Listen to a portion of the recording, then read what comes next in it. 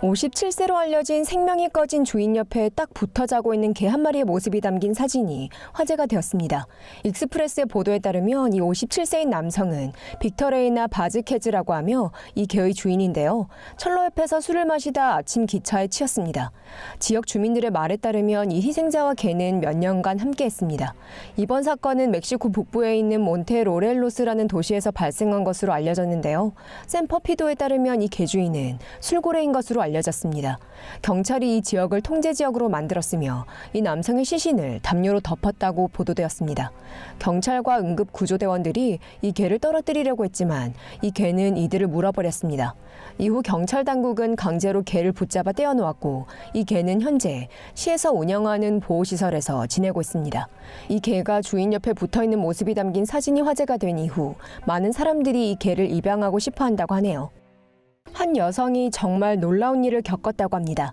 스코티시 데일리 레코드의 보도에 따르면 지난 2018년 7월 르게이트 씨는 평소처럼 잠을 자러 갔습니다. 그러나 그녀가 잠에서 깨어났을 때 배가 갑자기 커졌습니다. 그녀와 그녀의 증상에 대해 알아차린 할머니는 즉시 병원으로 달려갔습니다. 머지않아 그녀가 임신했다는 사실을 알게 된 이후 1시간도 채 안 되어 그녀는 병원 주차장에 세워둔 차 뒷좌석에서 출산을 했습니다. 그녀는 항상 피임제를 복용했다고 주장했고 자신이 임신했을 것이라고는 전혀 생각지 못했다고 합니다. 그녀에게는 결코 입덧, 식욕 증가 혹은 태동 같은 것은 없었다고 합니다. 그녀는 복용한 피임약의 부작용으로 생리를 하지 않았다고 생각했다고 합니다.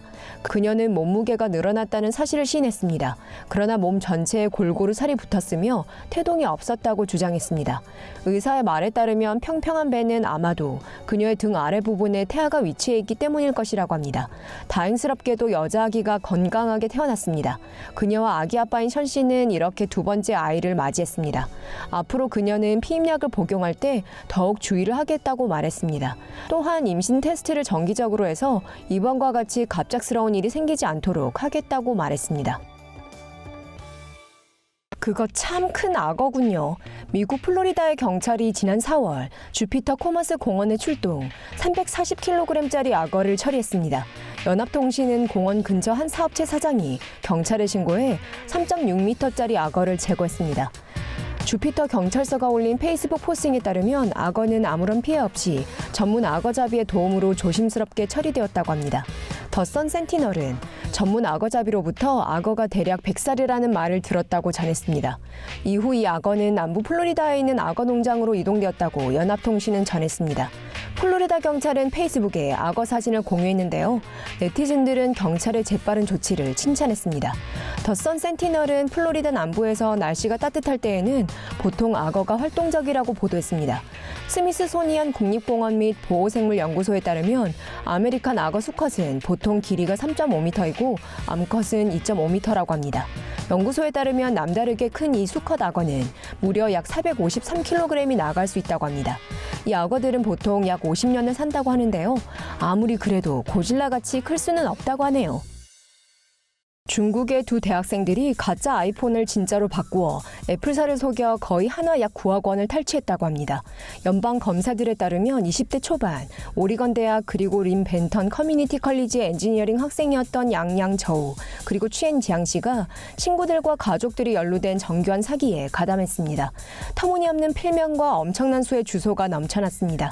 포틀랜드에 접수된 범죄 진술서에 따르면 이 두 남성은 수천 대의 가짜 아이폰을 중국에서 들여온 뒤 휴대폰이 고장이나 켜지질 않는다며 애플사에 품질 보증서 불만을 접수했다고 합니다.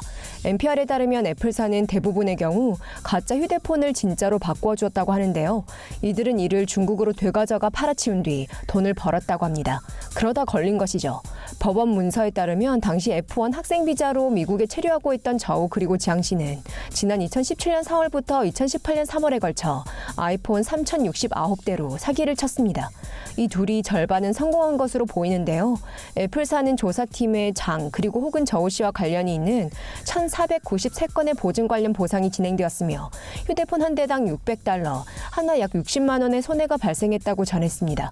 경찰 당국에 따르면 장 씨의 어머니는 중국에 미국에서 그의 수익금을 모은 뒤 이를 미국 계좌에 다시 넣었다고 합니다. 관세 국경보호청이 이들에게 발행된 가짜 아이폰 발송을 5차례 압수했다고 합니다. 장 씨는 위조 상품 거래 및 금융사기 혐의를 받았습니다. 저우 씨는 거짓 수출 정보 신고 혐의를 받고 $10,000, 한화 1,000만 원의 벌금과 5년형을 선고받았습니다. 고양이 좋아하시나요? 고양이를 키우고 계신 분이라면 아마도 이건 놀라운 건 아닐 겁니다. 그렇지만 일본의 한 연구는 집 고양이들이 불리는 이름을 알고 있다는 사실을 증명했습니다. 이번 연구는 아츠코 사이토가 이끄는 일본 도쿄 소피아 대학 연구팀이 사이언티픽 리포츠 저널에 발표했습니다. 이 저널은 고양이들이 그들의 이름을 그들의 정체로 이해한다고 제안하지 않습니다. 그러나 연구원들은 다른 단어들과 비교했을 때 고양이들이 그들의 이름으로 불릴 때 다르게 반응한다는 사실을 발견했습니다. 이는 동물들이 그 단어를 듣고 이 단어의 소리에 반응하기 시작하기 때문에 일어납니다. 고양이들은 이름으로 불리기 시작할 때 또한 습득하기 시작합니다. 보통 이들은 먹이를 받거나 같이 놀아줄 때 혹은 수의사에게 데려가질 때와 같은 부정적인 상황에서도 자신의 이름을 학습합니다. 고양이들은 주인의 행동, 그들이 무엇을 말하는지에 주의를 기울이고 배웁니다. 이번 연구는 16마리에서 34마리의 고양이를 이용해 실험 4가지를 수행했습니다. 연구원들은 고양이 주인의 목소리, 그리고 낯선 이들의 목소리를 이용했습니다. 이번 실험 결과는 집고양이가 자신의 별명을 다른 고양이의 이름이나 다른 단어들과 구분할 수 있다는 사실을 보여주었습니다. 고양이들이 자기 이름의 의미를 이해하지는 못하지만 자신의 이름을 더욱 많이 들을수록 그 이름이 얼마나 특별한지 알게 될 겁니다.